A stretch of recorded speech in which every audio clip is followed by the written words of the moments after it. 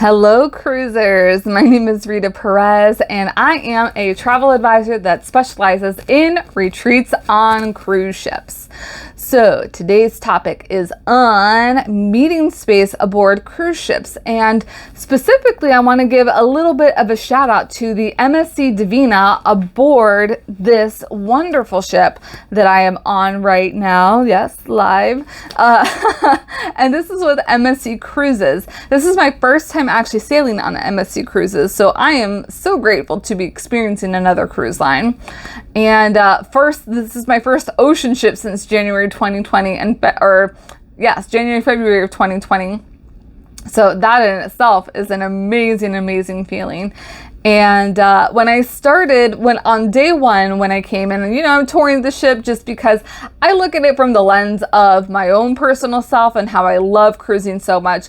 But then I also look at it from the lens of my clients who are wanting to have cruise ship retreats or events on board.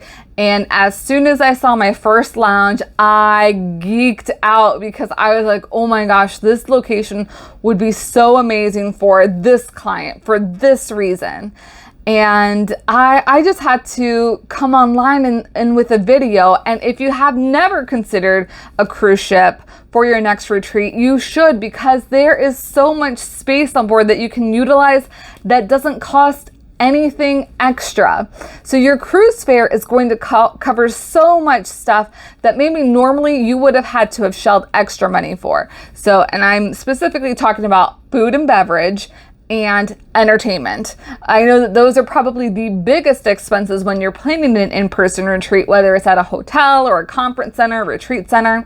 And once somebody pays into their cruise fare, they don't have to worry about that. And you don't have to worry about that extra expense, meaning that you don't have to worry about planning meals out either, because I know that that can be so stressful for a retreat planner or meeting planner. Landside is having to figure out which meals to accommodate for a variety of tastes. And you don't have to do that on board. The cruise lines already have the menus planned out, and they can deal with all the special requirements as well.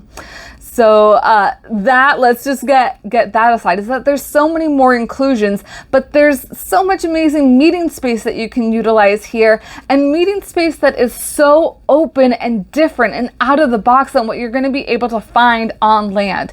I always joke about, like, you could be doing your retreat in a conference center and you have like the same old boring floor, beige walls or gray walls, depending on what kind of walls they have, or you could have this amazing meeting space, and not this one because this is my cabin, but the meeting spaces on board have normally just beautiful floor to ceiling walls that you can see out into the ocean or wherever you're sailing to. Even the river cruise ships, I'm thinking about waterways, they have the floor to ceiling windows in their chef's table, which is a perfect location to host any sort of meetings or workshops, or I was going to say webinars, but this is not for a webinar. It'd be any seminars actually on the river ships. And I just geek out because I don't think enough people know all the things that you can do on river ships, like whether it's continuing education or taking your program from a virtual program and adding in an in-person component with a ship experience. There are just so many things that can be done, and there's so many different venues. So I always say the big main stage theater that they have on these ocean ships is perfect for keynotes. You can get them done straight early first thing in the morning, and then you can have breakout sessions through all the different lounges that are available.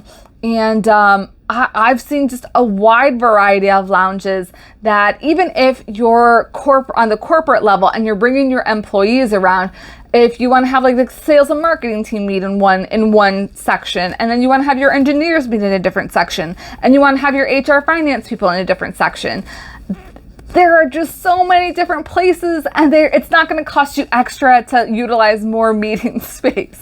Now, it may cost you extra if you want to use like any of the tech or have any technicians available to you, but that is a super minimal cost, especially when you compare it to land. So without gushing too much. I think this has helped, like, give you at least a baseline on the different things that you can do on board a cruise ship for your next in-person event, or specifically an in-person retreat. I am thinking back, even I just recently finished a conference that was landside, awesome location at the Universal Orlando Resort. And while I did like that, we didn't travel anywhere. Whereas on this 4 nights, which is a really great starter, I've been to a private island. We got to overnight in that private island, and now I've been to Nassau, and just the whole experience of being on a different island for each new day, but also just being able to be at the beach. So you could have done like morning sessions, and then in the afternoon just let your people do whatever they like on their own. I think that that is just so over the top, versus, like, I mean, if you finish, like, what are you going to do? Just hang around the hotel if you're on land? So if you have any questions on the meeting spaces that you can find on board cruise ships, please make sure to comment below or shoot me an email. Or if you have any questions in general about bringing your next in-person event to a cruise ship, I'd be so happy to answer and work with you on making that dream become a reality. Have a wonderful day, wonderful week, and I will see you on the next video. Bye.